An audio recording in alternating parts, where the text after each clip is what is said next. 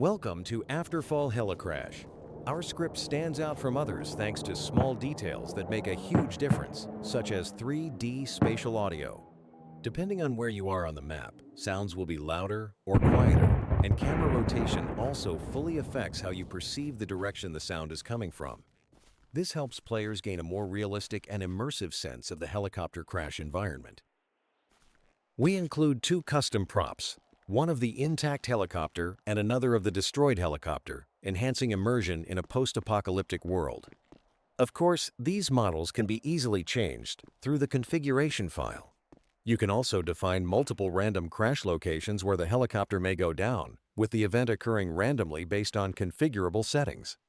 Additionally, you can customize the types of loot crates that spawn in each helicopter event, as well as the drop chances for each crate and the item probabilities inside them. Everything is fully configurable, allowing it to seamlessly fit your server's economy.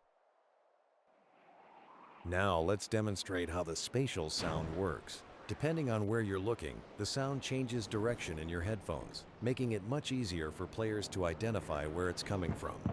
The sound also decreases in volume with distance, creating a more realistic and immersive experience.